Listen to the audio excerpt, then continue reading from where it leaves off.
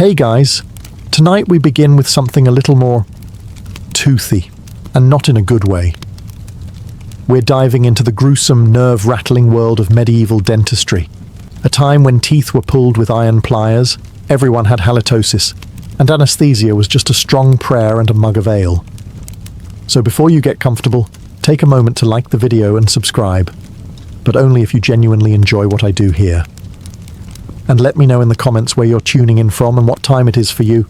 It's always fascinating to see who's joining us from around the world. Now, dim the lights, maybe turn on a fan for that soft background hum, and let's ease into tonight's journey together. If you've ever dreaded a trip to the dentist, count your blessings, because back in medieval Europe, your dentist was probably also your local blacksmith, and your checkup came with a side of screaming. Your story as a medieval dentist doesn't start with inspiration. It starts with stench. You're born in a one-room hovel with a dirt floor, a thatched roof, and a family who believes bad breath is simply part of being alive. No one brushes their teeth. No one has a toothbrush. And soap? That's for fancy nobles and monks with skin conditions. As a baby, you gnaw on hard bread crusts and dried roots because that's what's available. Teething isn't helped with chilled rings. It's soothed with beer-soaked rags and whispered prayers. Everyone assumes crying means you're growing stronger.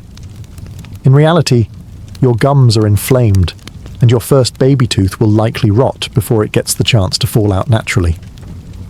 By age 5, you've already seen a grown man spit out a molar during dinner and keep chewing. Your grandmother stores her pulled teeth in a pouch, for luck, and your father's smile resembles a crumbling graveyard. No one's concerned. This is normal. And then there's the breath.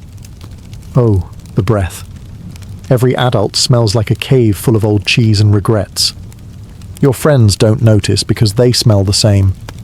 You, however, have a sensitive nose, unlucky for you, but the first sign that you might be destined for dentistry. At age 7, you watch the local blacksmith pull a villager's tooth with tongs meant for horseshoes. The man screams, bleeds, and thanks him afterward. You ask questions. Too many.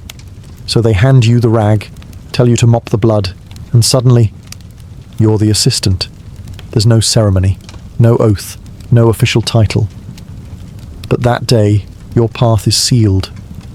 You're the child who isn't afraid of mouths, the boy who doesn't faint at blood, the one who knows how to boil pliers and bite back nausea.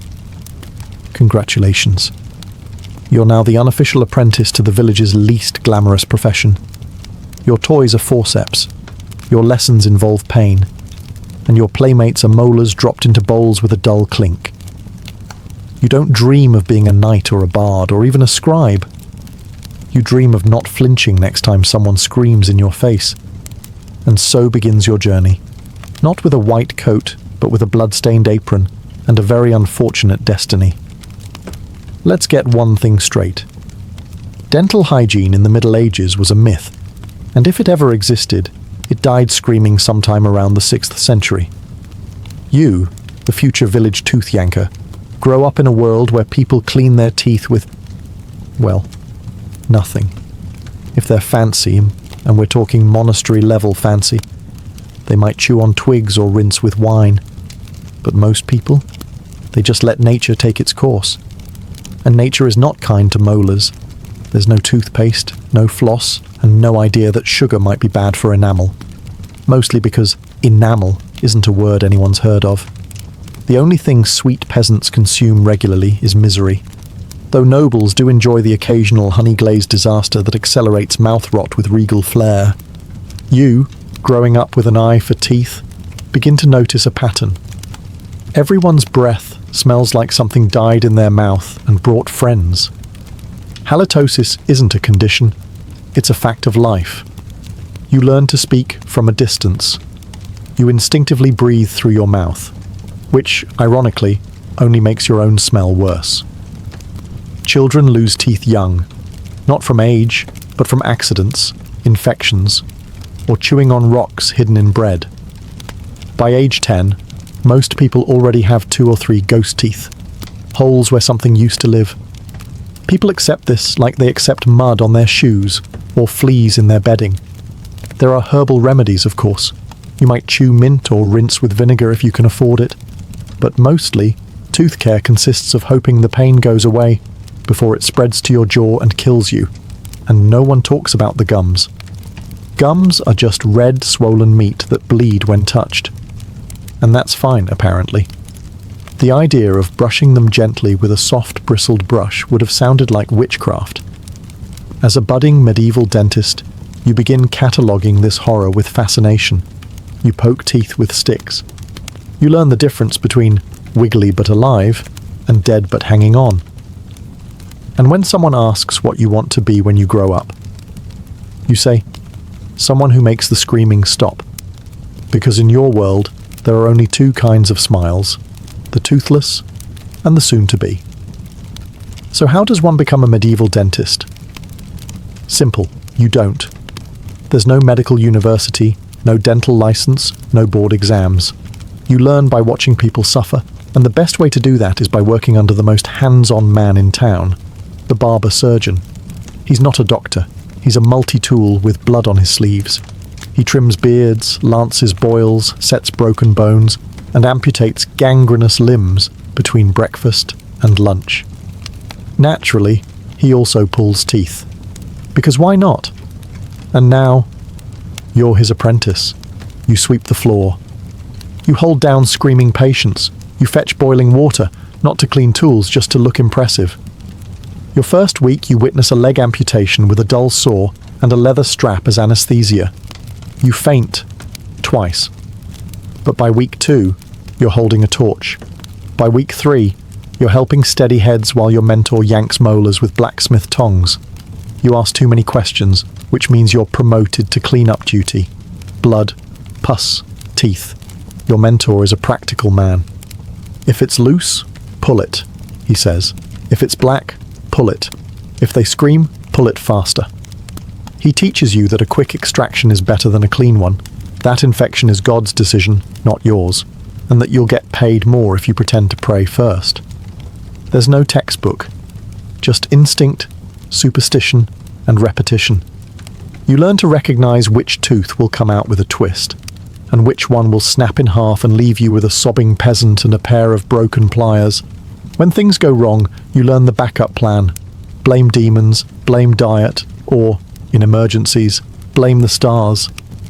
Astrology is surprisingly popular in medical theory, especially when the abscess can't be drained and your patient starts foaming at the mouth.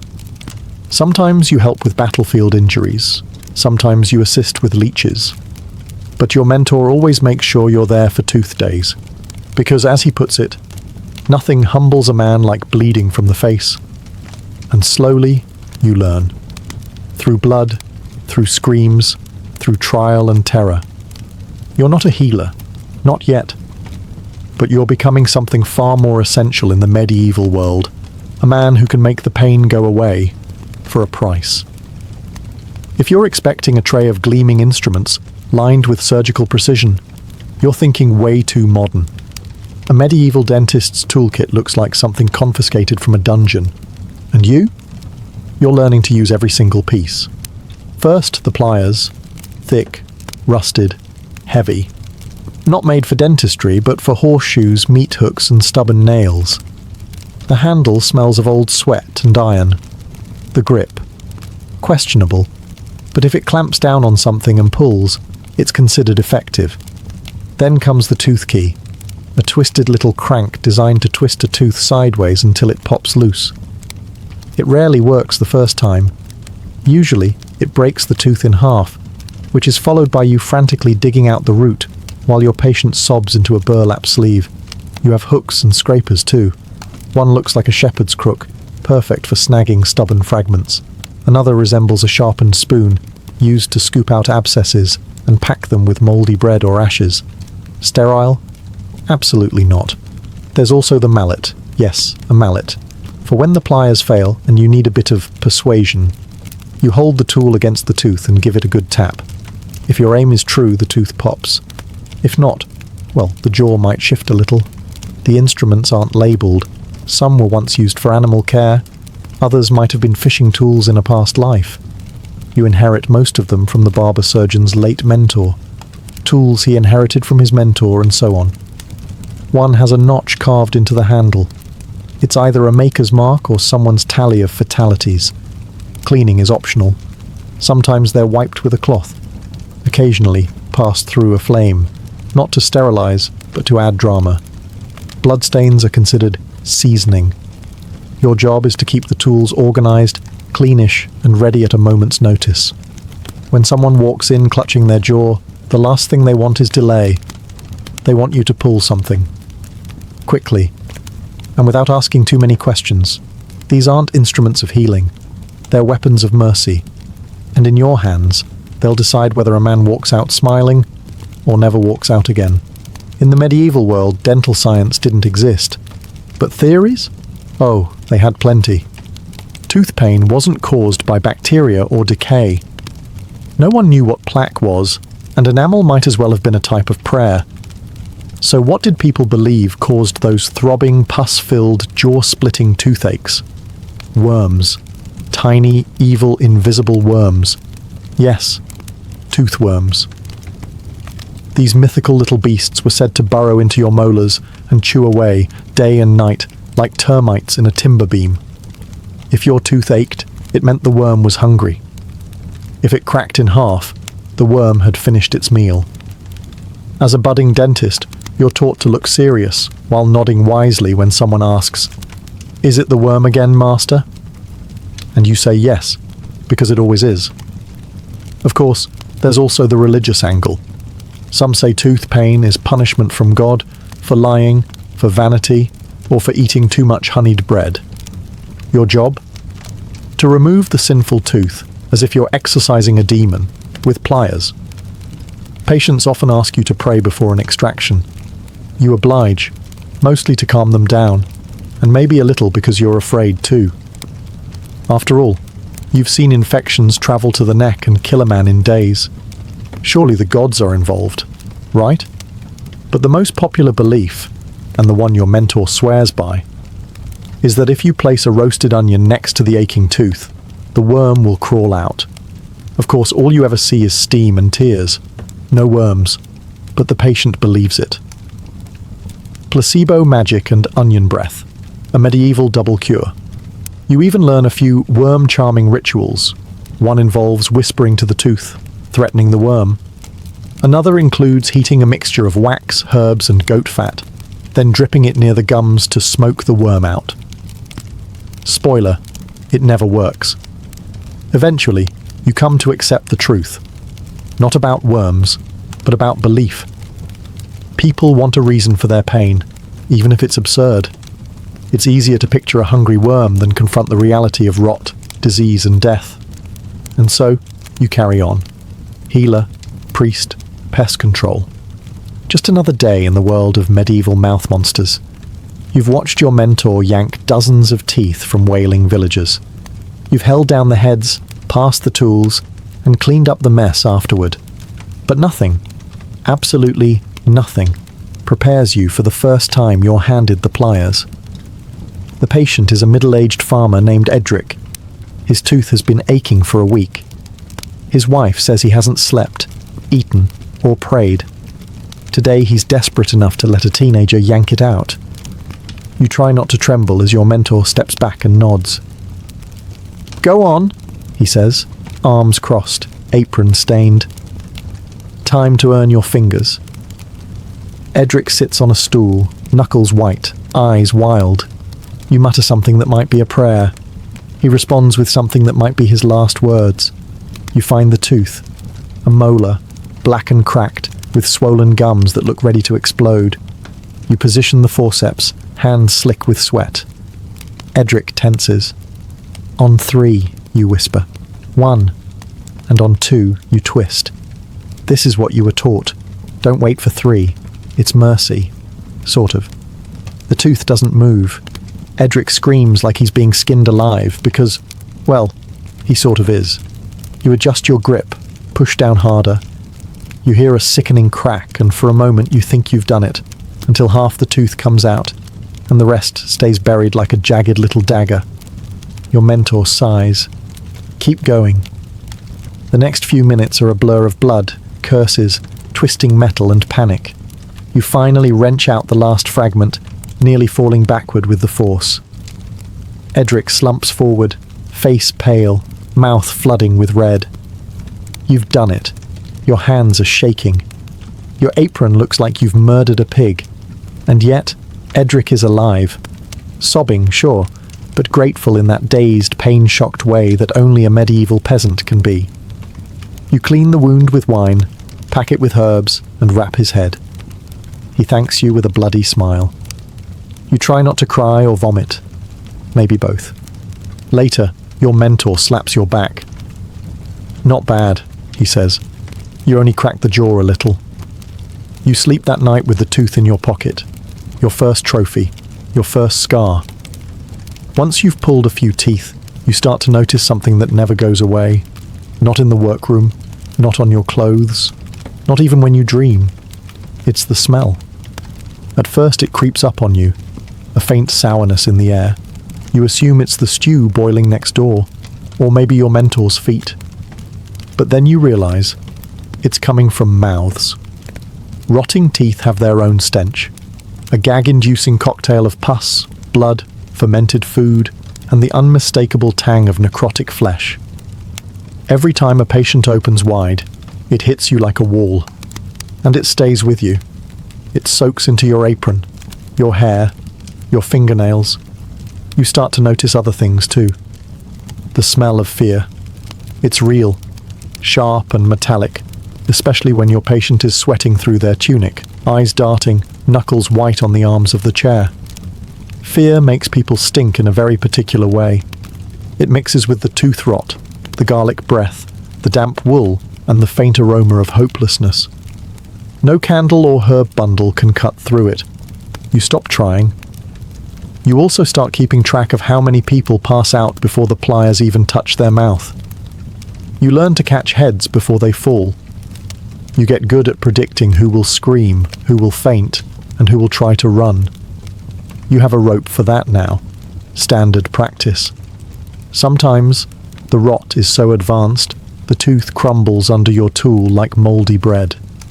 What comes out isn't a tooth. It's a memory of one, blackened and soft, a fragment of a past meal and a future infection. You try not to breathe too deeply, but it's no use. The smell is part of you now. You leave the workshop, and people instinctively take a step back. Children cry when you pass. You've become an olfactory omen. One day, a merchant you helped weeks ago walks past you in the market. He nods politely, then holds a cloth over his nose. You're used to it, because in this life, you don't just carry tools and bandages. You carry the scent of every open mouth you've ever reached into. And there are many more to come. By now, you've stopped seeing mouths as parts of people. You see them as battlefields, and you're sent in after the war. Every patient who sits in your chair carries a story between their lips, and it's always written in rot, blood, and broken enamel. Their mouths are disasters, caves of blackened stumps, cracked molars, exposed nerves, and gums that look like overripe fruit. Some teeth lean sideways, clinging to their neighbours like drunken soldiers. Others stand jagged and alone, yellow with age and soft to the touch. And beneath them, the gums are swollen red or grey with decay. You've even seen maggots, and not just once. You don't ask questions anymore. You just pry it open and assess the damage. There are teeth that wiggle when the patient breathes, others that explode into fragments the moment your tool touches them. You've seen mouths where not a single tooth remains intact, just roots poking through pus-filled craters. And then there's the infections. Sweet heavens. Boils beneath the tongue. Cysts behind the molars. Entire jaws that pulse with every heartbeat. You once drained a pocket of pus the size of a walnut. The man thanked you through tears. That was a good day. You work fast. Not for efficiency, but because the longer you look, the worse it gets. These aren't dental visits. They're triage sessions.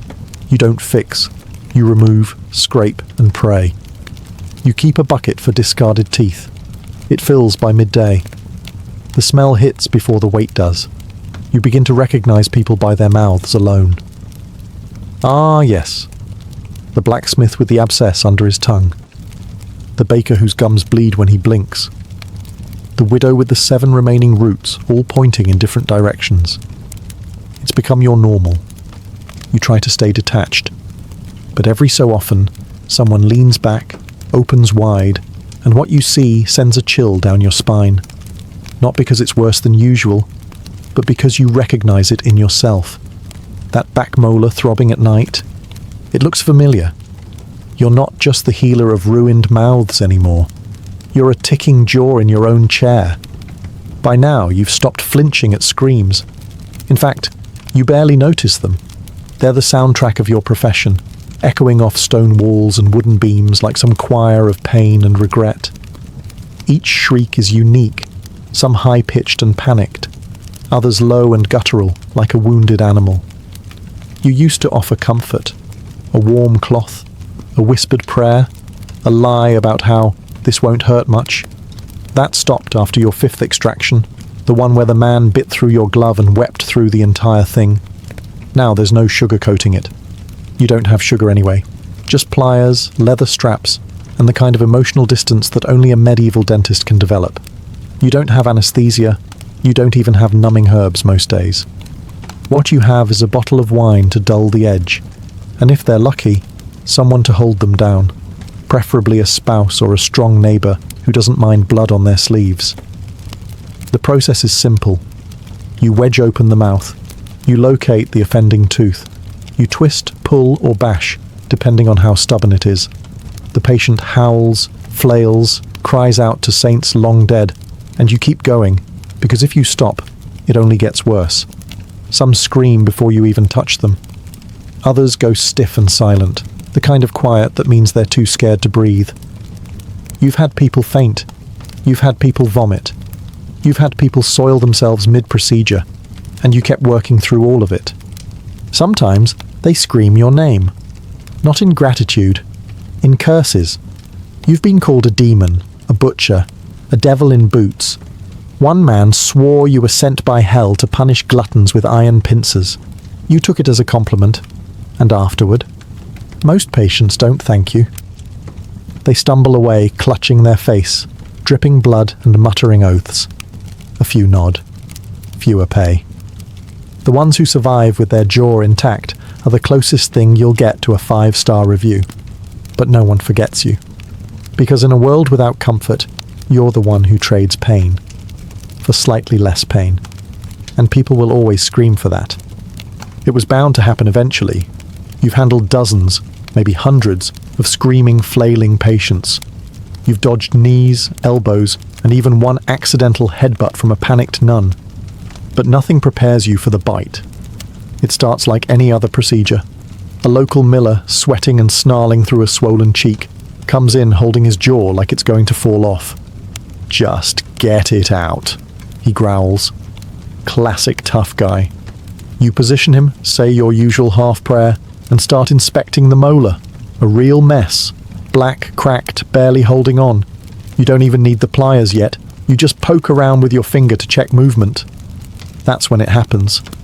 He clamps down, hard. Your finger is caught between 2 rotting teeth, and suddenly, you understand what real pain feels like.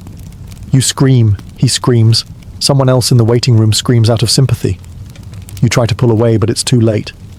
His jaw locks with desperation. He's not attacking you. He's panicking. But your skin doesn't care about intentions. It's breaking. Blood fills your glove. Your mentor rushes in, tries to pry his mouth open with the blunt end of the tooth key. It works, eventually. You stagger back, holding your hand like it's made of fire. One of your fingertips is torn, the nail half gone. Your hand swells immediately. There's no antiseptic, of course. Just wine, boiled water, and the hope that God's not in a vengeful mood today. You wrap it tight and keep going. There are still 5 more extractions on the schedule, and you need the coins. By nightfall, your hand is red and throbbing.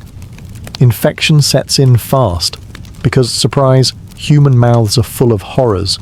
You develop a fever. For 2 days, you hallucinate conversations with the Virgin Mary about molars. Eventually, you recover. Mostly. Your finger never bends quite right again, A reminder. The miller? He sends you bread once a year, guilt-ridden and toothless. From then on, you work differently, faster, more cautious, and you start using a metal probe instead of your finger to test a loose tooth.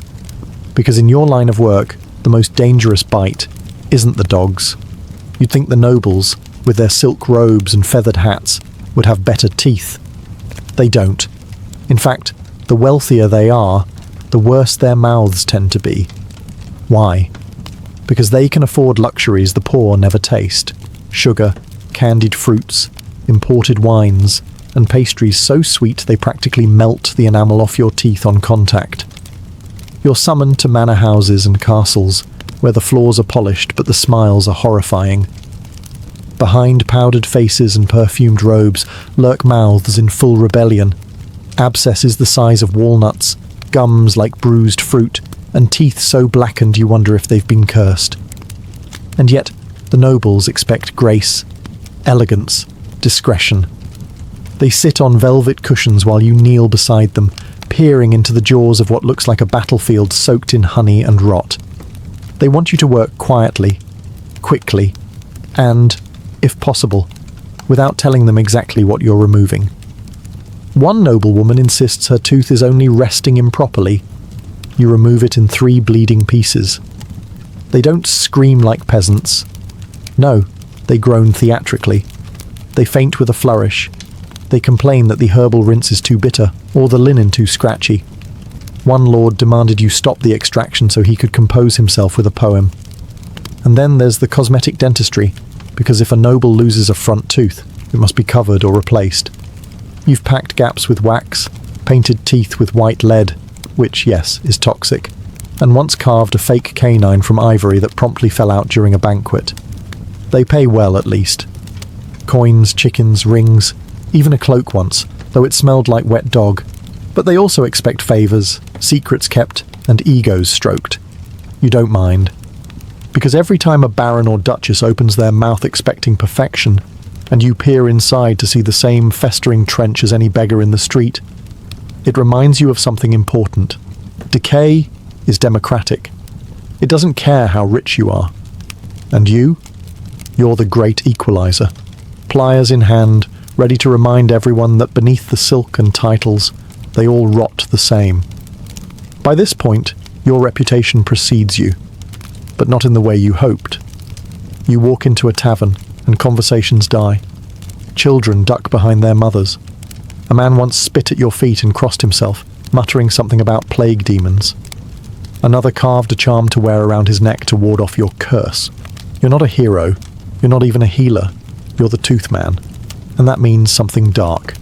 To the villagers, you're a necessary evil, like famine or taxes. They come to you only when the pain outweighs their terror. No one visits a medieval dentist casually.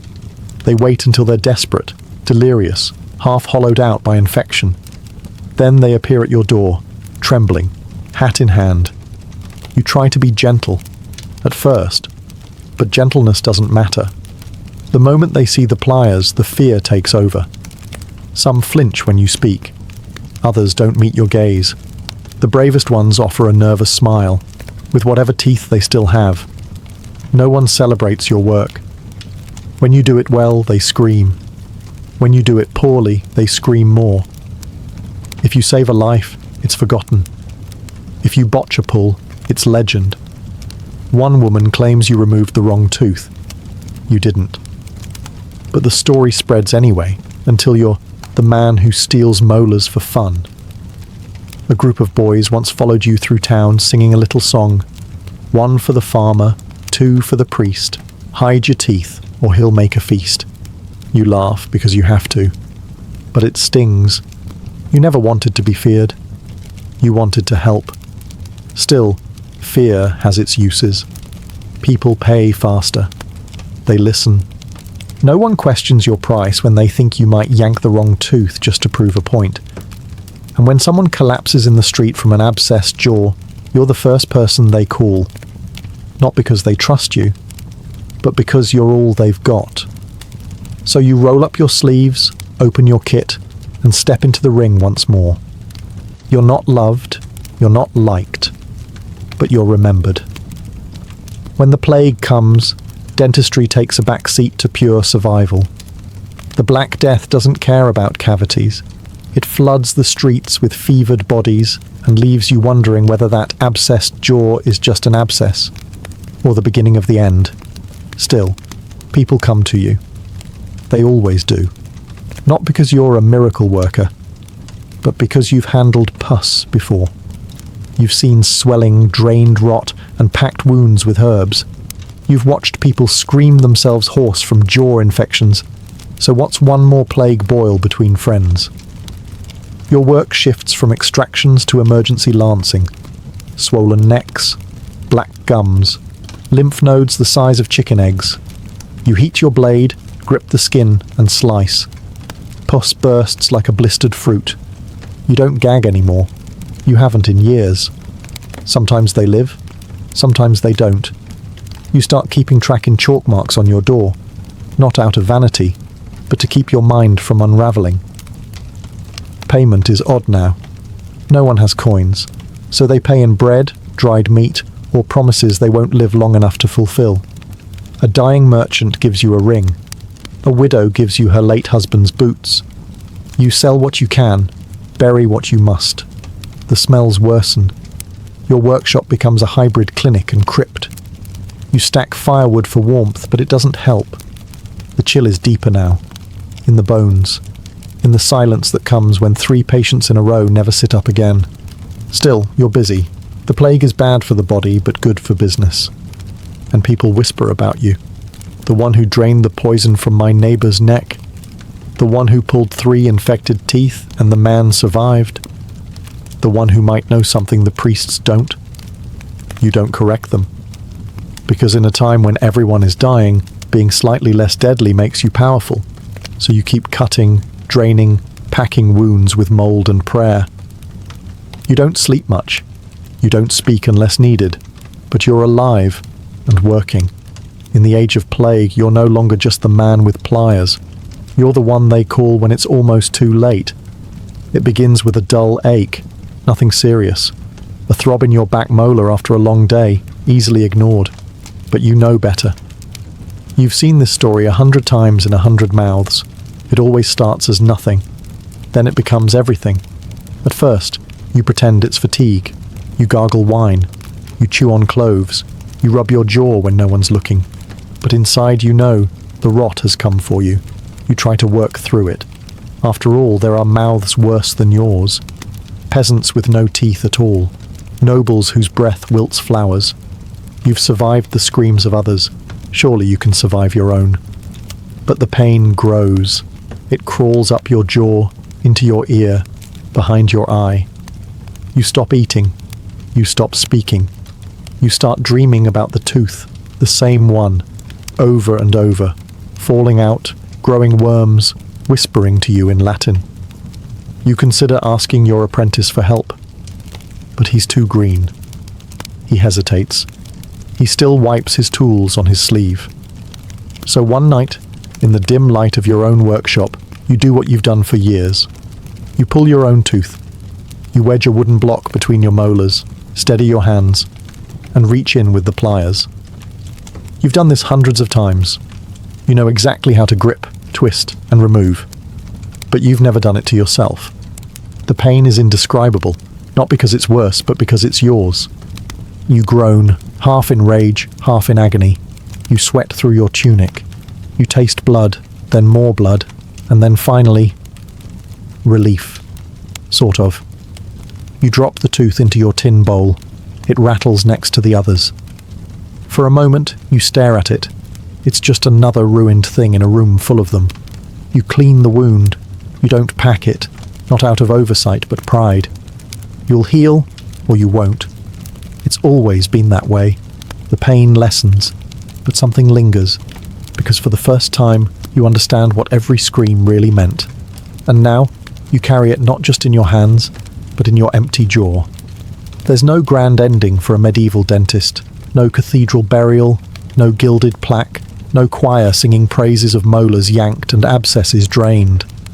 Just an old man in a blood-stained apron, stooped over his bench, tools worn down to crooked metal nubs. Your hands ache now. Your knees grind like worn teeth.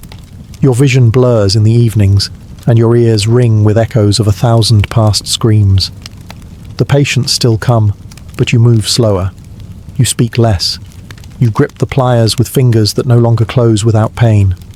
One day, you reach for bread and feel it. A crack. A soft crumble in your mouth. Another tooth gone. Your own. Again. You don't bother saving it. You've lost count. You no longer eat apples. You drink your meals now. Chew only when necessary. Your tongue searches the gaps in your mouth like a soldier walking a ruined battlefield. There are fewer survivors each year. You wonder sometimes if the villagers will remember you when you're gone. The man who wore death on his breath and mercy in his hands. The one who pulled more teeth than most people had in their heads. But truthfully, they won't build you a tomb. You're not a priest. You're not a knight. You're just the man who helped them scream a little less. Your grave will be shallow. Your name scratched onto a wooden plank. Maybe, maybe not. But the work you did, it lives on. In every mouth that still chews without agony. In every child who didn't die from a jaw infection. In every noble who hid their rot behind a painted smile and never once said thank you. And in the bucket of teeth beneath your workbench, a quiet monument to a life of blood, rust, and nerve. When you die, there will be no mourning procession. Just a silence in the workshop and a smell that lingers for a day too long. Eventually, someone else will pick up the pliers. Someone younger, hungrier, less haunted. The screams will return. But for now, your hands go still. Your breath fades. And somewhere in the village, a child will feel a sharp pain in their tooth. They'll ask, "Where's the man who makes it stop?" But you'll be gone. No tombstone, just gums. Before silk, before linen, before anything remotely resembling a fashion statement, there was just skin. Human skin, exposed to sun, wind, cold, insects, and every other force nature could throw at us. In the earliest chapters of human history, clothing wasn't about style. It was about survival. The very first humans lived in harsh, unforgiving environments, and they had to get creative fast if they wanted to make it through the night. The solution? Whatever was lying around, animal hides from the hunt, flexible tree bark, woven reeds, and even grass twisted into primitive belts and skirts. It wasn't pretty, but it worked. And it was here, in this primal moment, that clothing was born. These weren't outfits, they were shields. The fur of a predator might keep you warm in winter, but it also made you smell like a meal to the next lion that came sniffing.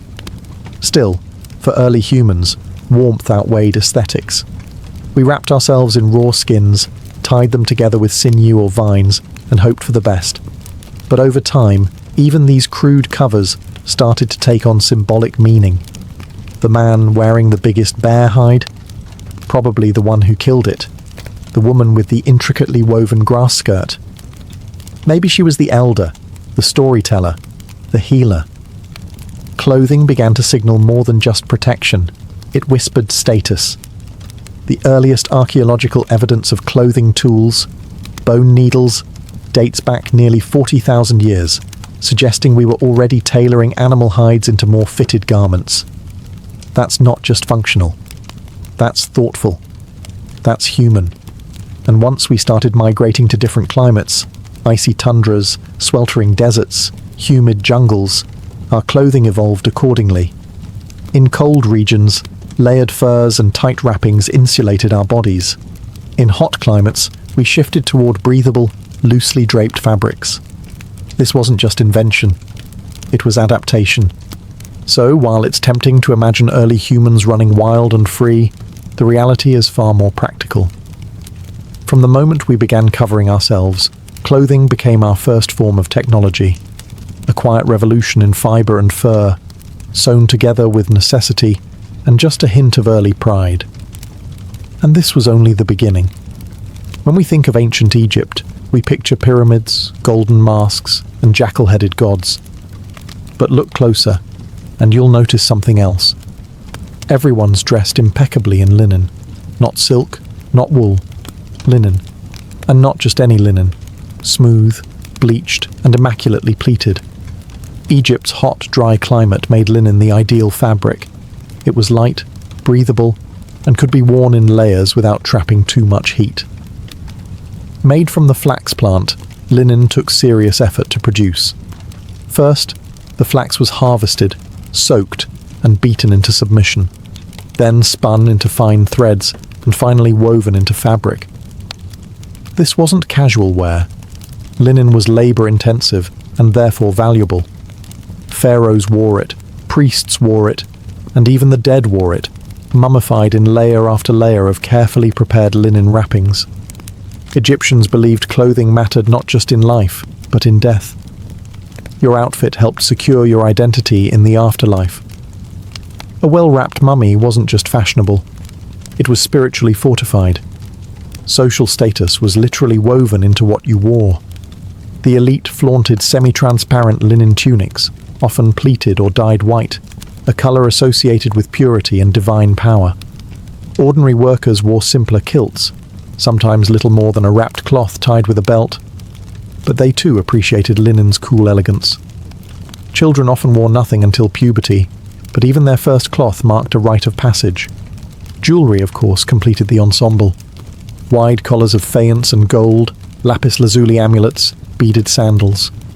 A nobleman's wardrobe might include wigs, kohl-lined eyes, and perfumed cones melting over the head at fancy banquets. Fashion in Egypt wasn't frivolous. It was ritual, identity, and rank. Priests, who had to remain ritually clean, only wore the finest white linen, and nothing of animal origin. No wool, no leather. Clothing was not just fabric. It was spiritual armor, separating sacred from profane. Even slaves and servants had clothing suited to their tasks, though rarely with adornment. Yet whether they worked the fields or tended the palace, linen defined Egyptian fashion for thousands of years. So, while other civilizations were still bundling up in skins and wool, Egypt was pioneering one of humanity's first fabric revolutions. Smooth, sunlit, and stitched into eternity. If Egypt spun gold from flax, Mesopotamia wove its civilization in wool. In the fertile lands between the Tigris and Euphrates, the earliest city-states were also among the earliest trendsetters. Their fashion, draped robes, wide belts, and layers of wool, the pride of Sumer, Akkad, Babylon, and Assyria. Wool was more than clothing here. It was economy. Sheep were everywhere, and their fleece was essential to Mesopotamian trade, temple offerings, and taxation. In fact, temple complexes managed flocks and textile production like miniature empires. Clothing was centralized, sacred and bureaucratic, all at once. The typical outfit for men was the kaunikes, a wraparound skirt or tunic often made from tufted wool, giving it a shaggy, pelt-like appearance. At first glance, it looked like someone skinned a sheep and wore it untrimmed. That's not far from the truth. But over time, it became a stylized, ceremonial garment, even a royal one. Kings, priests, and deities were often depicted in kaunikes robes, indicating its prestige. Women's garments were similarly draped but sometimes extended to the ankles with one shoulder exposed, practical yet refined. These outfits weren't sewn or tailored like Egyptian linen. Instead, they were wrapped and pinned, shaped more by artistry than stitchwork. Social class dictated the details. Elites wore fine dyed wool, rich indigos, deep reds, sometimes decorated with fringe or embroidery.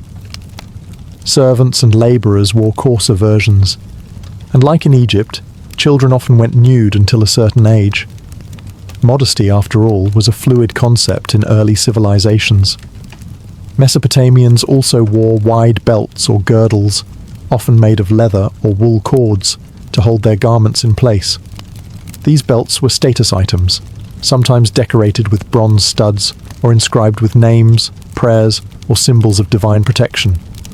Headwear was common, especially among men. Conical hats, headbands, and turbans marked identity and status. Soldiers and messengers might wear simple leather caps, while priests and royalty had more elaborate coverings. Jewelry completed the look. Earrings, bracelets, and necklaces made of gold, silver, lapis, and carnelian. Even the poorest often wore at least a simple bead or amulet for protection. So while Egypt flowed with linen, Mesopotamia strutted in wool, raw, warm, and weighty with meaning. Their draped style wasn't just about fabric. It was about power, piety, and the world's first wardrobes. While Egypt mastered linen and Mesopotamia flaunted wool, the people of the Indus Valley quietly revolutionized clothing with something soft, breathable, and shockingly ahead of its time: cotton. Yes, actual spun and woven cotton. And they did it over 5,000 years ago. Centered around cities like Mohenjo-Daro and Harappa, the Indus Valley civilization left behind no grand temples or royal tombs. But it did leave hints of a highly organized, hygienic, and fashion-conscious society. Their clothing was clean, minimal, and functional, perfectly suited to the hot, humid climate of what is now modern-day Pakistan and northwest India. The evidence we have comes from terracotta figurines, seal impressions, and some impressively detailed sculptures. Men typically wore a short kilt or wrapped cloth tied at the waist, while women draped longer garments, sometimes over one shoulder. Think of it like an early ancestor of the sari. Both sexes wore minimal but elegant clothing, always suited for movement and the heat. And yes, they were the first civilization known to cultivate cotton. This wasn't just resourceful, it was revolutionary. Cotton's breathability and softness made it ideal for daily life, especially in contrast to the heavier animal-based fibers of other regions. The Indus people spun it, wove it, and likely dyed it using natural pigments, perhaps indigo or turmeric, both of which were available in the region. Simplicity didn't mean dullness. Many figurines show women adorned with elaborate jewelry, bangles up the arms, earrings, and beaded necklaces. Hair was often styled or braided, and decorative combs and cosmetic containers have been found in excavations, hinting at daily grooming rituals. There's even a famous bronze sculpture known as the Dancing Girl, dating back to around 2500 BCE. She wears nothing but a handful of bangles, yet her pose, confidence, and adornment say everything about the cultural comfort with both grace and minimalism. What's striking is how little waste and excess seem to have defined Indus fashion. There was no obsession with grandiosity, just well-made, locally sourced, climate-appropriate clothing that fit seamlessly into daily life. No gold-studded robes or thick layers, just the elegance of clean lines and clever fabric. In the quiet streets of Harappa, fashion wasn't loud, but it was years ahead of its time. By the time the Minoans rose to prominence around 2000 BCE on the island of Crete, fashion had taken a dramatic leap from modest functionality to something far more expressive, and frankly, fabulous. The Minoans didn't just wear clothes to survive the Mediterranean climate, they used clothing to dazzle, to move, to seduce, and perhaps most importantly, to dance. Minoan clothing was light and colourful, tailored not just for heat but for visual drama. Men typically wore loincloths or kilts, sometimes elaborate with patterned sashes, other times bare-chested with tight belts to emphasize the waist. But it was the women's fashion that truly stole the show. Depictions from Minoan frescoes, such as those at Knossos, show women wearing garments unlike anything seen in other ancient cultures. Fitted bodices with flounced, layered skirts, sometimes bell-shaped, often tiered, and remarkably, open fronts that left the breasts exposed. No, not by accident. This was fashion, possibly ritual, possibly status, and certainly intentional.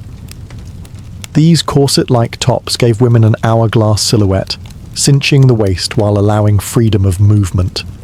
The skirts swung dramatically with every step, especially during the athletic dances and religious ceremonies Minoans were famous for.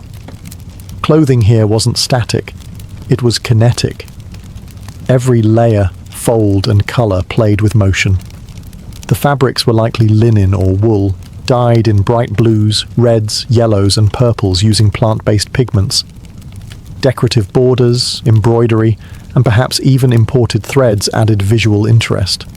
Minoan tailors clearly understood flair. They weren't just cutting cloth, they were sculpting identity. Both men and women wore jewellery, necklaces, bracelets, and elaborate earrings, often made of gold, silver, and semi-precious stones like carnelian and turquoise. Hair was long and styled, sometimes curled or braided, with elaborate headdresses or hats for ceremonial occasions. Even children were dressed with care, indicating that clothing played a role not just in function, but in the performance of status, age, and role in society. And given the prominence of women in Minoan art, their elaborate clothing may have symbolized more than beauty. It may have conveyed authority. The Minoans brought fashion off the loom and onto the stage, making every hem a piece of theatre and every outfit a living sculpture in motion. In ancient China, clothing was never just fabric. It was philosophy, hierarchy, and an instrument of imperial control. And at the heart of it all, silk. Glorious, shimmering silk, so prized that people once believed it was spun from the gods. In truth, it came from the humble silkworm, but the impact of its discovery would ripple across continents and centuries. The origins of silk date back to the Neolithic period, with the earliest confirmed evidence from around 2700 BCE. According to legend, Empress Leizu was the first to unravel a cocoon that had fallen into her tea, discovering the delicate filament within. Whether true or not, silk production quickly became one of China's most guarded secrets. Revealing how to make it? Punishable by death. By the Shang and Zhou dynasties, silk had already become the hallmark of Chinese sophistication. Unlike rough wool or stiff linen, silk flowed, light, cool, and luminous. It was ideal for the varied climates of China, and it held dye beautifully. Imperial yellows, deep reds, and bold blues were woven into intricate patterns, dragons for emperors, clouds for scholars, and waves for courtiers. Clothing became codified by class. The more silk you wore, the higher your rank. The cut, colour, and even sleeve length could signal everything from your social station to your job.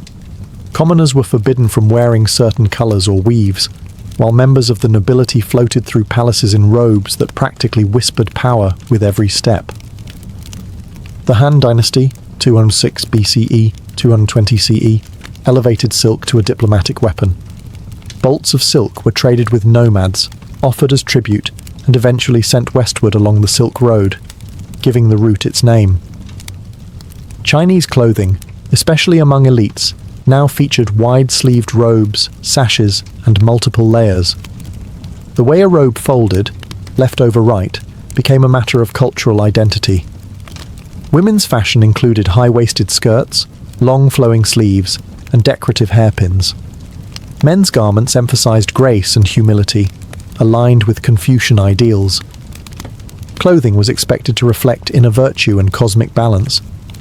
Silk wasn't just a luxury. It was a language, soft yet absolute. In ancient China, what you wore wasn't just how you looked. It was who you were, how you thought, and where you belonged. In ancient Greece, fashion didn't scream for attention. It flowed, rapped, and whispered elegance. The Greeks weren't concerned with tailoring or stitching. Their approach to clothing was architectural, sculptural even. With a single length of cloth, they created garments that expressed movement, intellect, and grace. No scissors, no seams, just geometry, drapery, and a deep respect for form. The foundational Greek garment was the chiton, a rectangular piece of linen or wool, folded and pinned at the shoulders with brooches or fibulae, then belted at the waist. Depending on the material and drape, the chiton could be light and breezy or formal and layered. Men wore it knee-length, women ankle length. It was a canvas of identity, adaptable to age, gender, and occasion. Over this, citizens might wear a himation, a heavier cloak wrapped over one shoulder, useful for warmth, modesty, or drama, depending on how it was worn. Think of it as a wearable toga, a symbol of dignity and contemplation, often associated with philosophers, statesmen, and elders. The Greeks believed that clothing should mirror inner virtue. Simplicity was celebrated. Extravagance was frowned upon, especially in Athens, where public modesty was a civic virtue. Spartan men were even stricter, often going barefoot, cloaked in coarse red wool, emphasizing austerity over appearance. But don't let the simplicity fool you. Greek garments could be stunning. Wealthier citizens wore dyed and embroidered chitons in saffron, indigo, or crimson, adorned with meander patterns and mythological motifs. Jewelry, hairstyling, and cosmetics enhanced the overall look. Women decorated their hair with ribbons, tiaras, or intricate braids. Men groomed their beards with as much pride as their rhetoric. Footwear was optional. Sandals were common, but many Greeks preferred to go barefoot, especially in temples or at symposia. Clothing wasn't just for covering. It was a conversation with society. A well-draped himation could express nobility. A dishevelled chiton might signal mourning or madness. Greek statues, often modelled after living people, preserved the folds of these garments in marble. Even gods wore chitons and cloaks, reminding mortals that beauty lay in form, not flash. In the end, Greek fashion wasn't about what you wore, but how you wore it. With thought, with poise, and above all, with philosophy woven into every fold. If the Greeks draped their identity in flowing elegance, the Romans tailored theirs into order. Roman clothing wasn't just about comfort or beauty. It was law, rank, and Romanita stitched together. What you wore in Rome told the world exactly who you were, how much power you had, and even where you could sit in the Senate. The most iconic Roman garment was the toga, a massive semicircular woolen cloth, up to 20 feet long, wrapped meticulously around the body.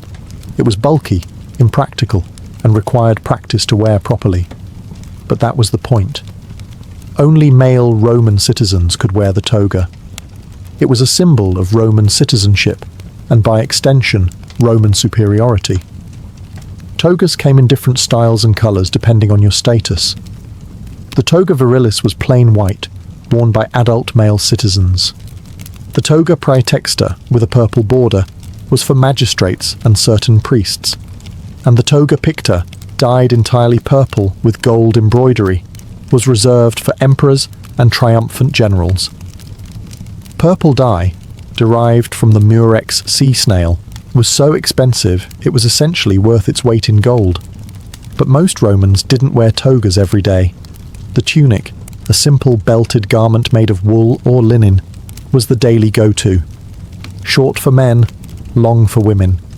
Slaves and labourers wore basic, unadorned tunics, while senators had theirs marked with broad purple stripes, latus clavus. Even the width of a stripe could separate a senator from a knight. Women wore stolas, long sleeveless dresses often layered over a tunic, tied at the shoulders and belted at the waist. Married women covered their heads with a palla, a rectangular shawl that added modesty and mobility. For upper-class women, appearance was power. Fabrics grew more colourful, jewellery more elaborate, and hairstyles more towering with each passing dynasty. Romans also loved footwear. Sandals, boots, and indoor slippers reflected one's place in society. A soldier's caligae was not the same as a senator's red shoes. Even the enslaved had designated attire, usually a rough tunic, but they could be dressed well if their master wanted to show off. In Rome, nothing was accidental. Even your clothing was a proclamation of citizenship, class, gender, morality, and ambition, all wrapped into wool, fastened with a brooch, and displayed to the world like a walking scroll of status. As the Roman Empire crumbled and its togas unravelled, a new wave of fashion emerged from the so-called barbarians, a term the Romans used for anyone beyond their borders. But these outsiders, Goths, Franks, Celts, Saxons and Vandals, weren't uncivilized brutes in rags. Their clothing was not only practical, but in many ways a preview of the medieval wardrobe to come. The northern European climate was harsh, far too cold and muddy for open tunics and flowing togas. So, barbarian fashion favoured warmth, movement, and utility. Wool was the dominant material, thick and insulating. Cloaks, trousers, long-sleeved tunics, and fur-lined boots were standard, tailored for riding horses, trekking through forests, and waging war. One of the greatest innovations they brought to the fashion world? Pants. That's right. The trousers we now consider everyday essentials were a foreign concept to the toga-wrapped Romans. Initially viewed with disdain, pants became indispensable as Roman soldiers adopted them while fighting in colder regions. Eventually, they spread into common use throughout Europe.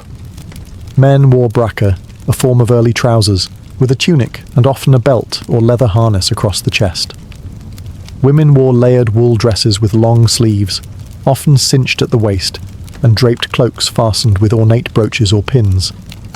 Colourful dyes were popular, reds, blues and greens derived from plants and minerals, and patterns like checks or stripes began to appear, foreshadowing Celtic tartans. Clothing also communicated allegiance and tribe. Brooches, belt buckles, and fibulae were not just functional. They bore symbols of lineage, mythology, or rank. The Celts, for example, created intricate metalwork that blended art with attire. Hair and grooming varied, long hair and beards for warriors, braided styles for women, and even facial tattoos in some Celtic tribes. Jewellery made of bronze, amber, and glass was common, worn by both genders.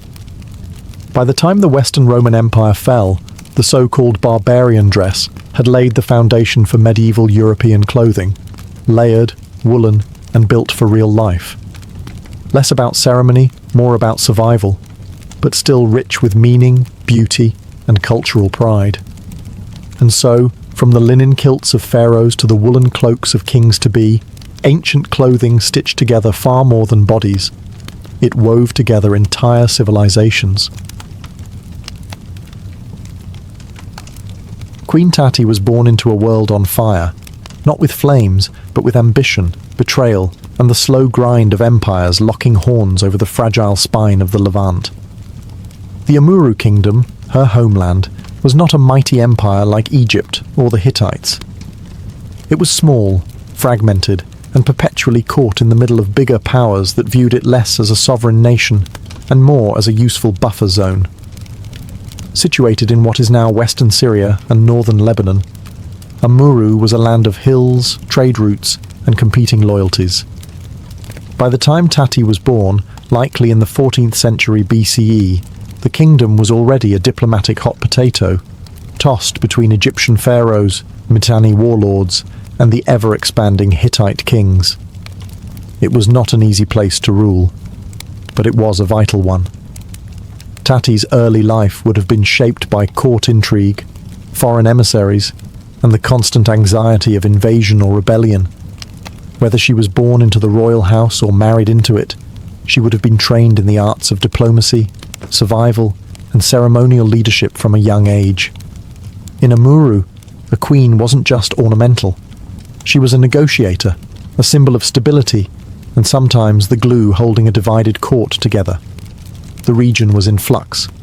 The once powerful Mitanni kingdom was crumbling, losing territory and influence to the rising Hittites.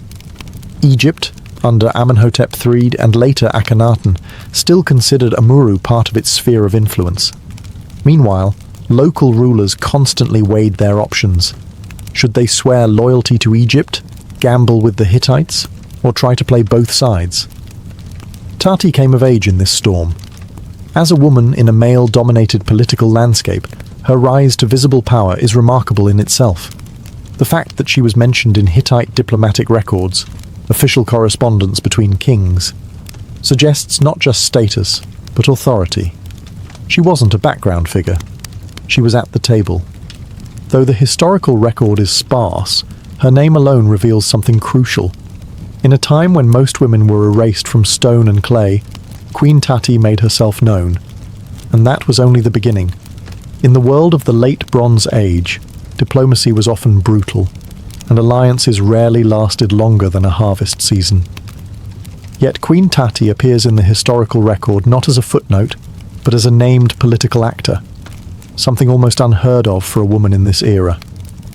She is referenced in Hittite diplomatic archives, specifically in the correspondence surrounding the fate of Amuru. That she is mentioned at all tells us volumes. The context of her appearance in these records is significant. Around the time Tati rose to power, Amuru's ruling elite had to decide: stay loyal to the faltering Egyptian grip or align with the rising Hittite empire. This was no small choice. Egypt had long claimed Amuru as a vassal territory.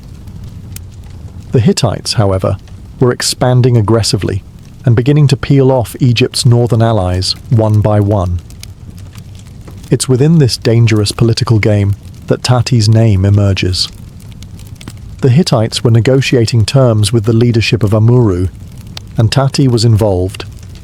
Some interpretations of the Hittite texts suggest that she may have acted as a regent or co-ruler, perhaps during a time of succession crisis, or possibly even as the widow of a former king.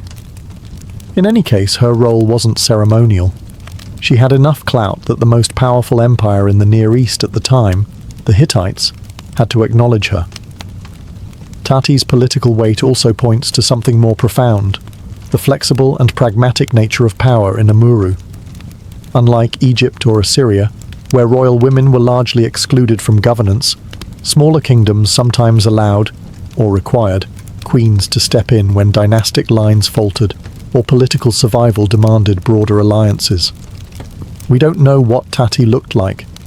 We don't have statues, busts, or paintings. But in the dusty lines of clay cuneiform, we find something better: evidence of her influence. She stood in an arena of kings, ambassadors, generals, and warlords, and held her own.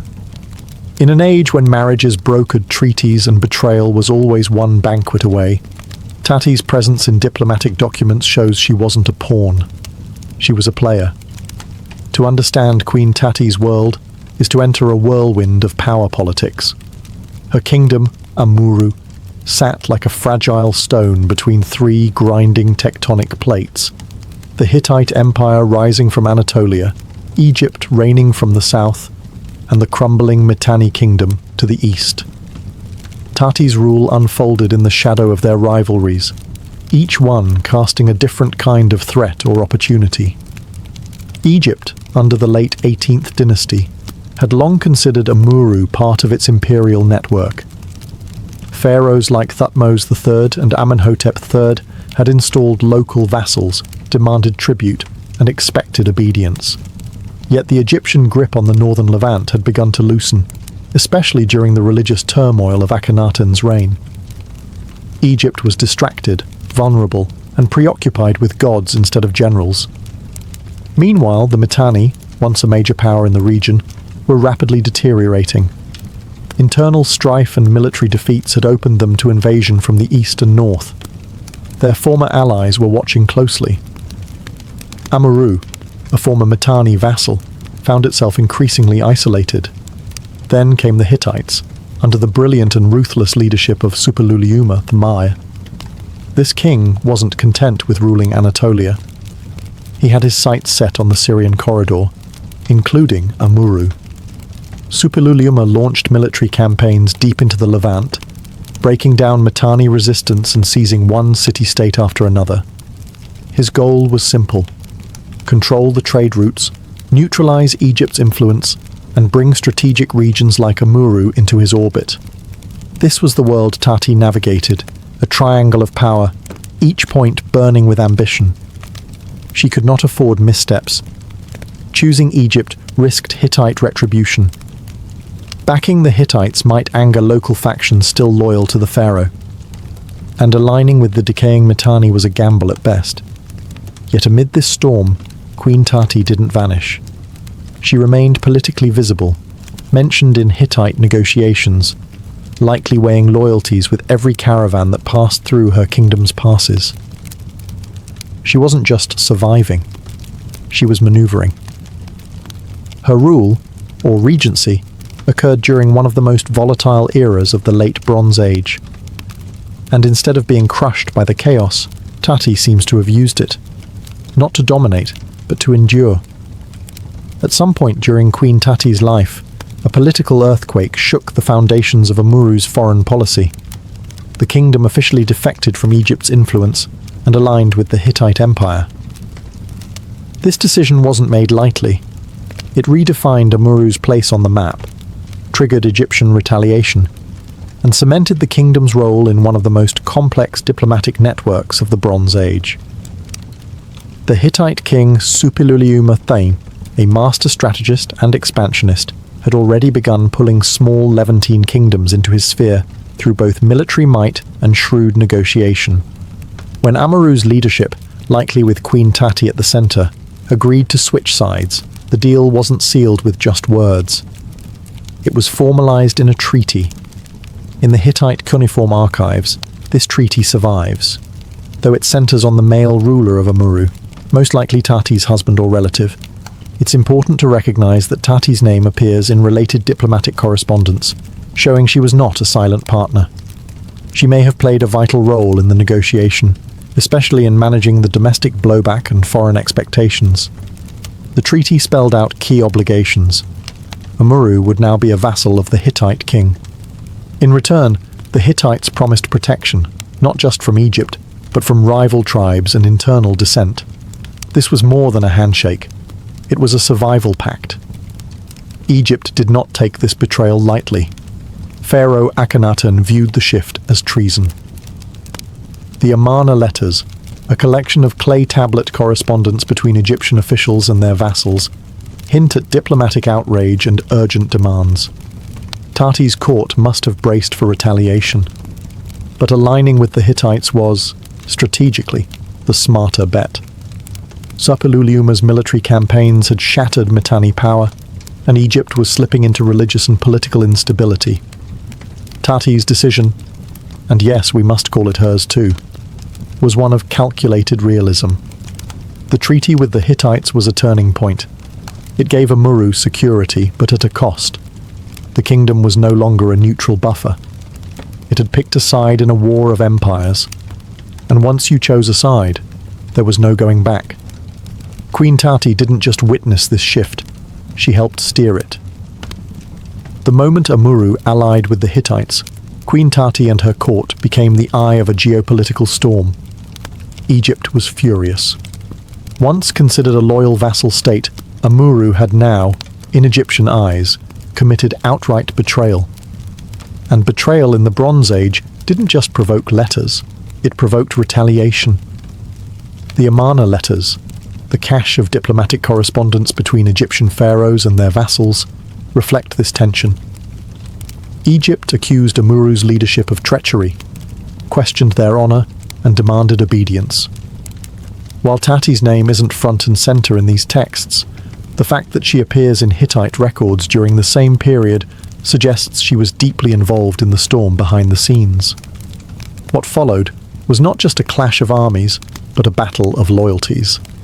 Egypt began pressing neighboring rulers to isolate Amuru. Border skirmishes likely increased.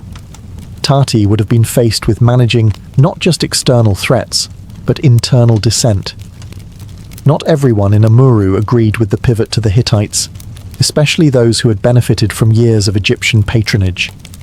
Merchants, military leaders, and even members of the royal household may have questioned the wisdom of this alliance. Tati had to tread carefully. Her position was likely strengthened by her proximity to the throne, possibly as Queen Mother, Regent, or senior consort. Her experience and diplomatic skill would have been critical in holding the kingdom together. She wasn't just navigating battlefield strategy, she was managing the emotional landscape of betrayal, the breakdown of generations-old alliances, and the psychological toll of war. But betrayal can also be a path to reinvention.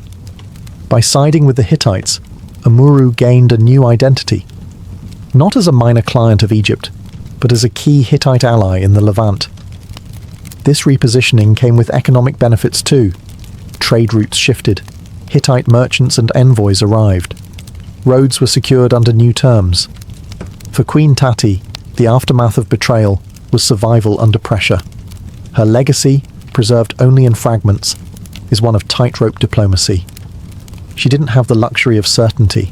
Every decision could spark invasion or civil unrest. Yet, amid the chaos, she endured.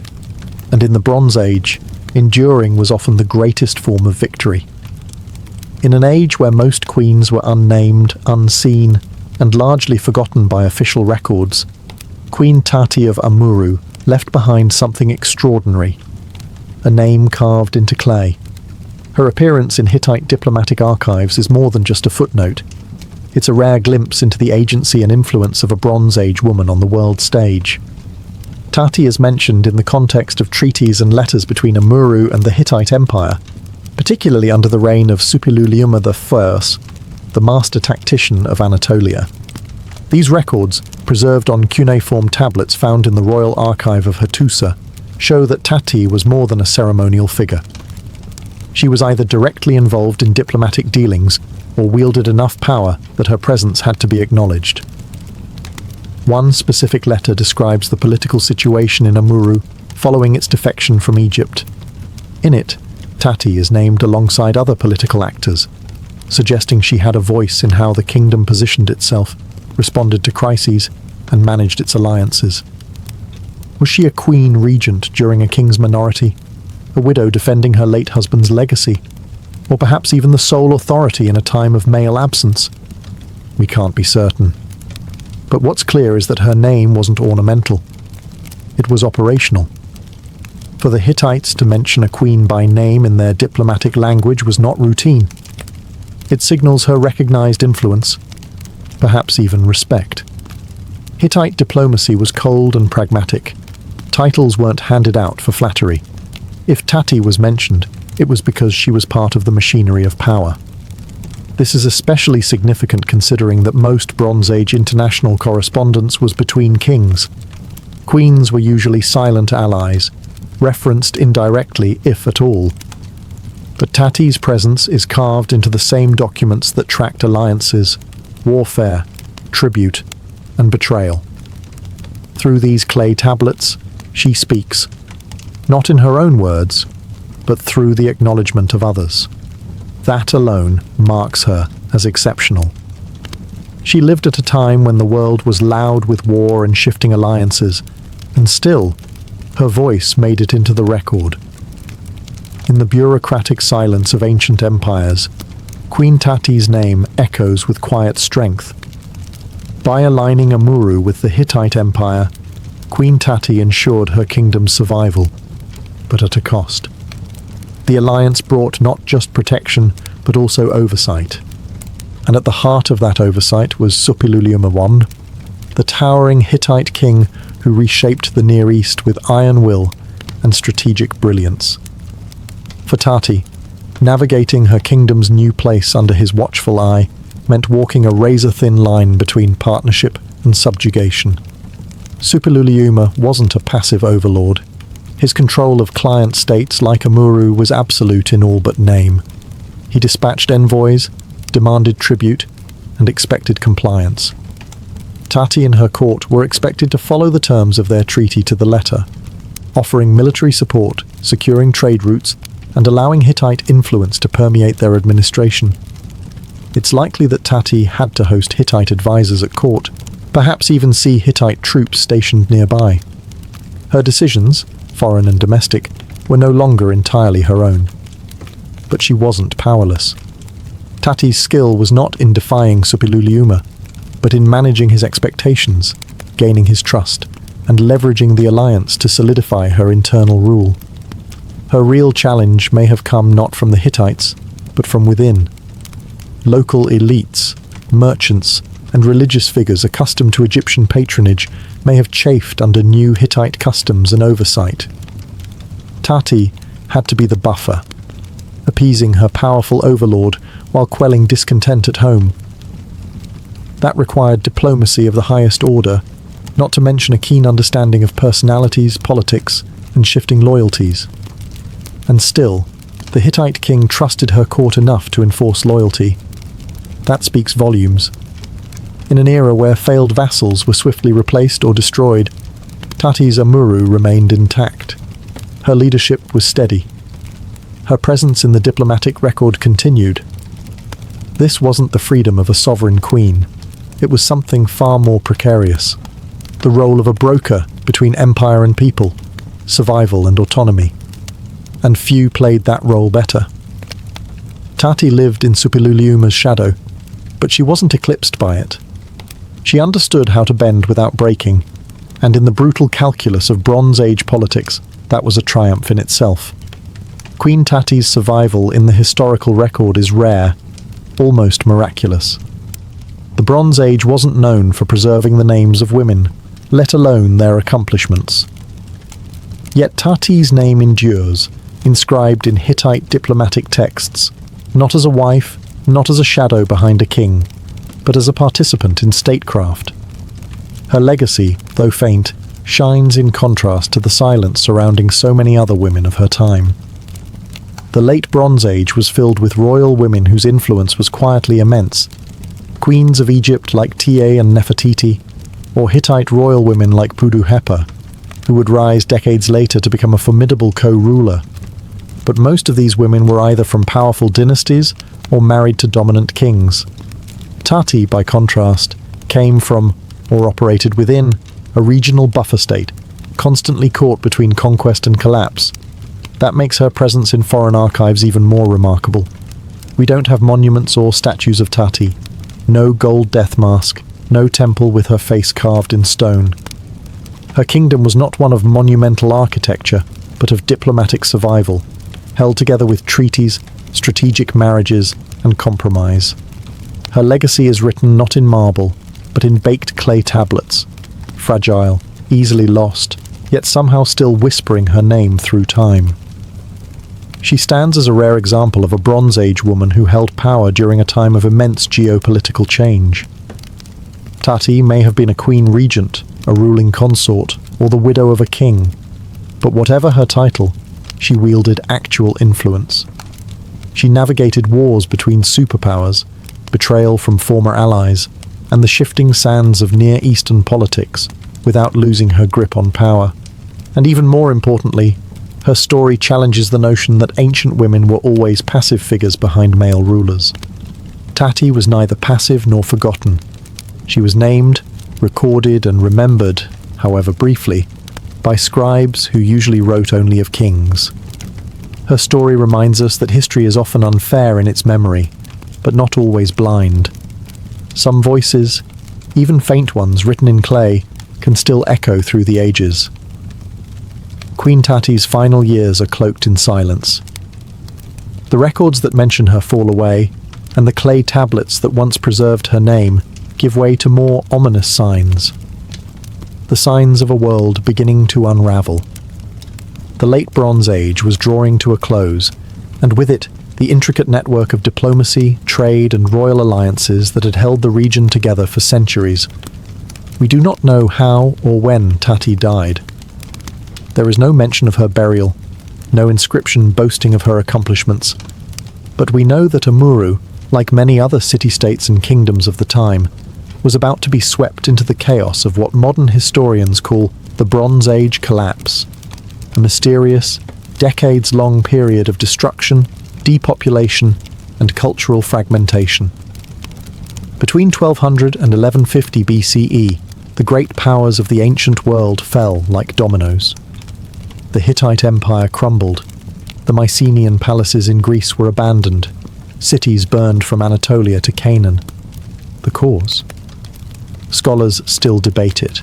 War, famine, drought, earthquakes, internal revolt, or the sudden appearance of the mysterious sea peoples.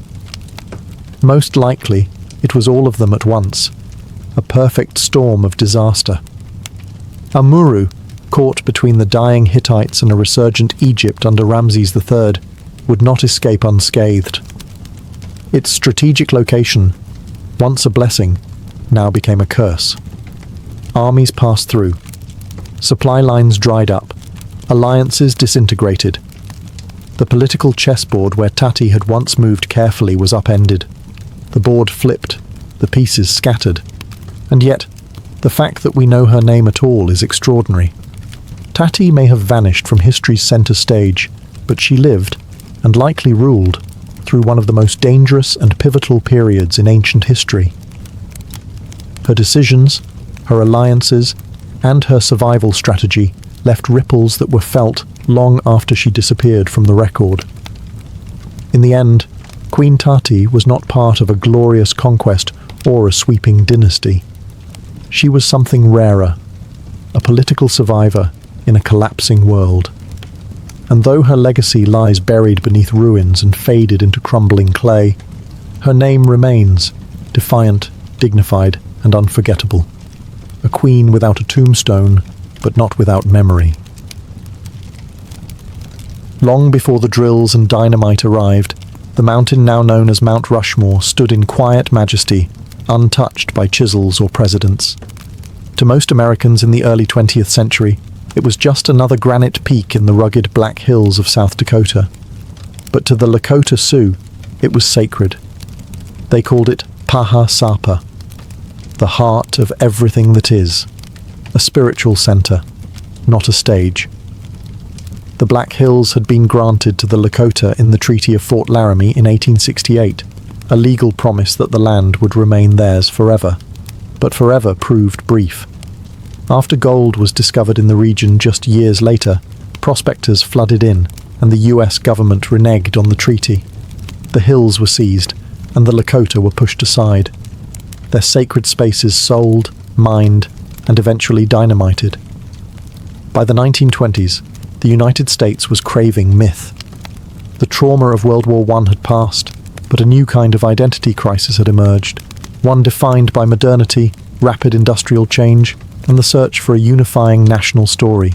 Against that backdrop, a South Dakota historian named Doane Robinson came up with a bold idea: carve giant figures of American heroes into a mountainside to attract tourism and celebrate the country's greatness. Robinson originally envisioned Western figures, Lewis and Clark, Red Cloud, Buffalo Bill.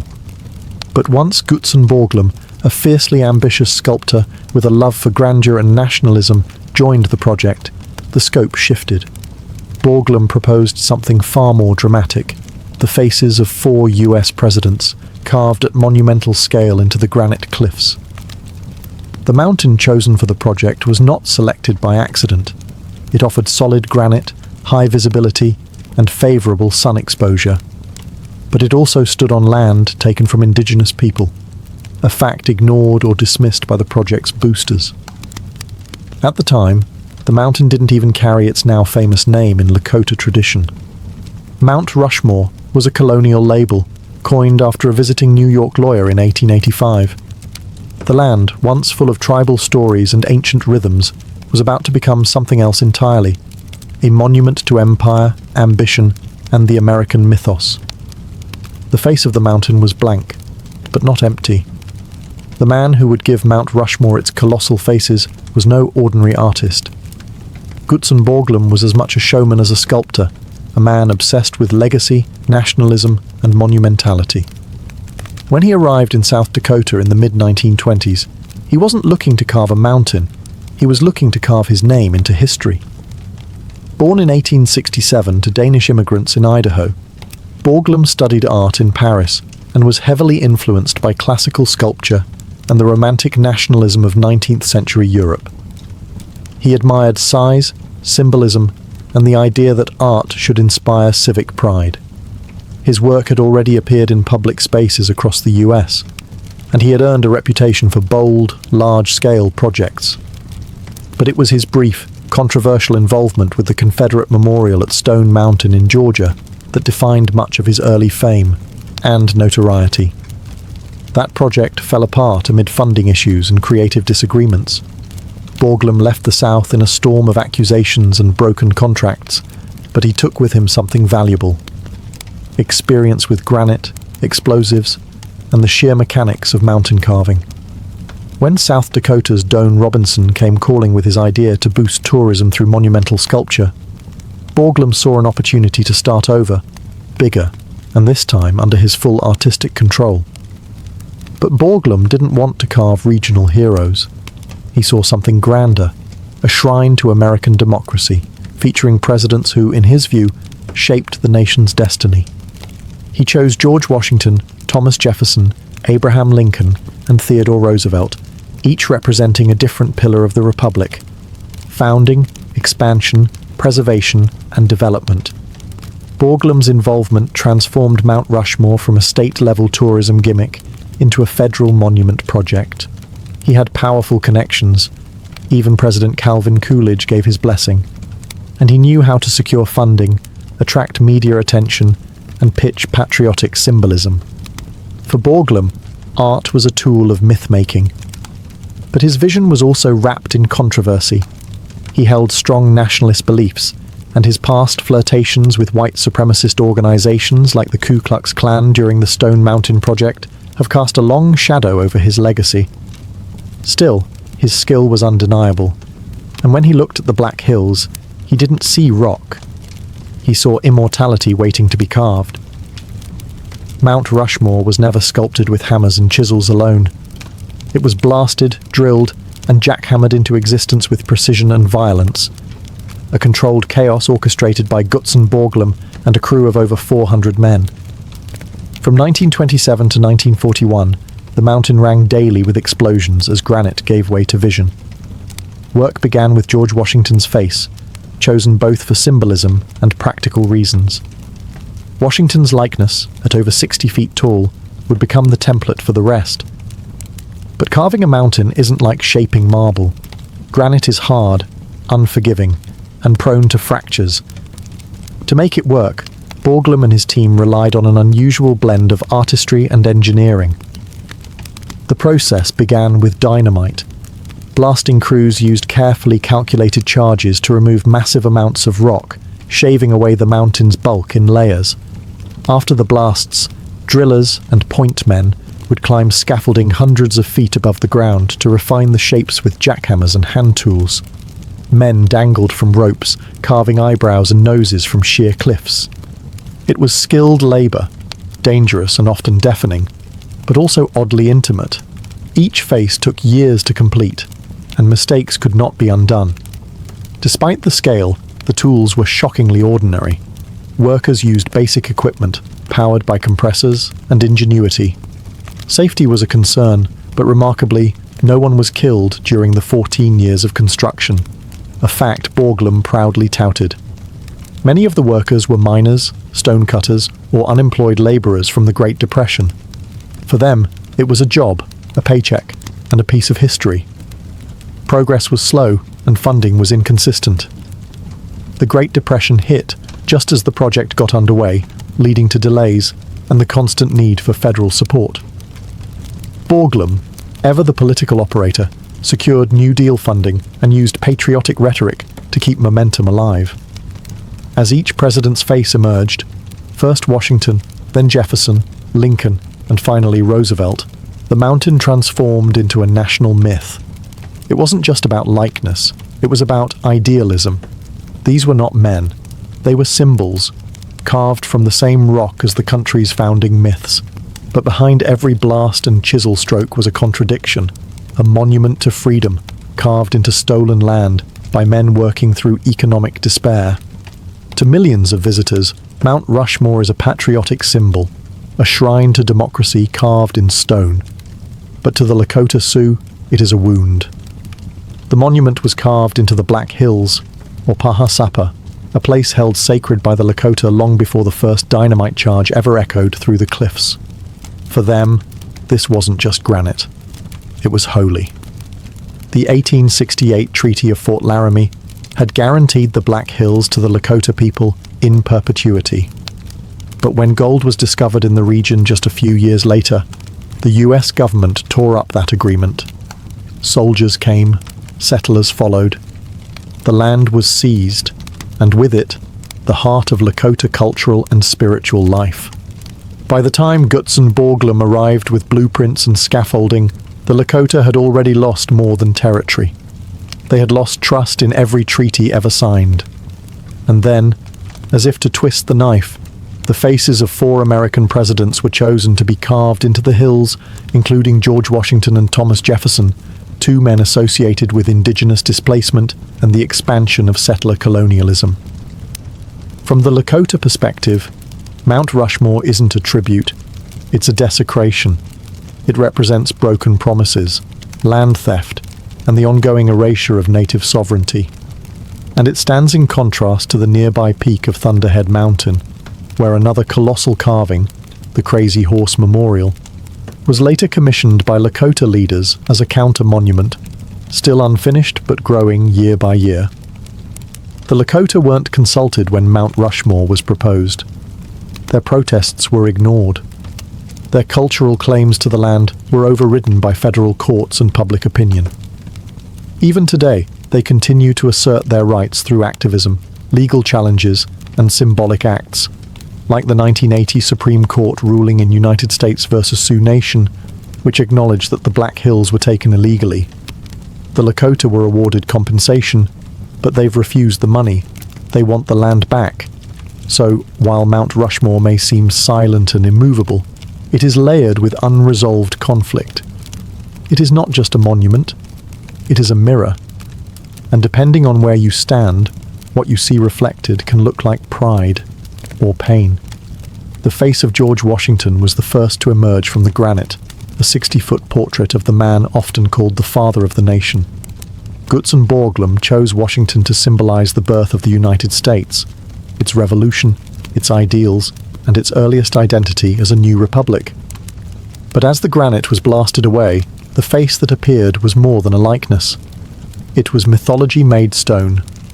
Washington's carving began in 1930 and set the tone for the rest of the monument. His face required years of work, from explosives to fine chiseling, and was unveiled in stages. Borglum insisted that the facial expression project calm authority, a vision of timeless leadership. The symmetry had to be flawless. The nose alone was over 20 feet long. Next came Thomas Jefferson, originally intended to be carved to Washington's right. But the granite proved too unstable, and the partially carved face had to be blasted away. Jefferson was relocated to Washington's left, and construction restarted from scratch. It was a setback that cost time, money, and morale. But eventually, Jefferson's visage appeared, staring with distant determination over the Black Hills. Jefferson was chosen to represent the expansion of the United States, particularly through the Louisiana Purchase. But his inclusion carries weight beyond politics. Jefferson was a complex figure, a writer of liberty, yet an owner of slaves, a visionary Democrat, yet a man who viewed indigenous lands as territory to be absorbed by the growing American state. Carving these two founders into Lakota sacred land was not just symbolic, it was inflammatory. Washington had overseen military campaigns against native tribes. Jefferson had authored policies that encouraged westward settlement, laying the groundwork for decades of displacement. Yet to many Americans, these men stood for reason, freedom, and the Enlightenment values that shaped the Republic. Borglum saw in them a pantheon of American gods. He wanted their faces to outlast centuries, to gaze upon the nation's future with ageless authority. And with Washington and Jefferson complete, Mount Rushmore had begun to take its shape, a sculpture not only of four men, but of the story America tells about itself. Whether you see founders or conquerors depends on which side of history you're standing. With Washington and Jefferson complete, Mount Rushmore was already becoming a national icon. But Gutzon Borglum wasn't finished. To complete his vision of America's evolution, he turned next to Abraham Lincoln and Theodore Roosevelt, two presidents chosen not for their proximity to the founding, but for how they steered the country through crisis and transformation. Abraham Lincoln, the third face carved, was Borglum's personal favorite. He admired Lincoln as a unifier, the man who preserved the Union during the Civil War and ended the institution of slavery. To Borglum, Lincoln symbolized the preservation of the nation. His face, somber and sunken-eyed, presented the weight of leadership during the country's darkest hour. Carving Lincoln's face into the granite took years, from 1937 to 1939, and required immense attention to detail. His deeply set eyes, high cheekbones, and signature beard were etched slowly, often by hand with pneumatic hammers. Then came Theodore Roosevelt, a more unconventional choice at the time. Borglum selected him to represent the development of modern America, its industrial might, economic ambition, and growing global presence. Roosevelt had been a personal friend of Borglum's, and his progressive reforms, trust-busting campaigns, and environmental conservation efforts made him, in Borglum's eyes, the ideal figure of dynamic leadership.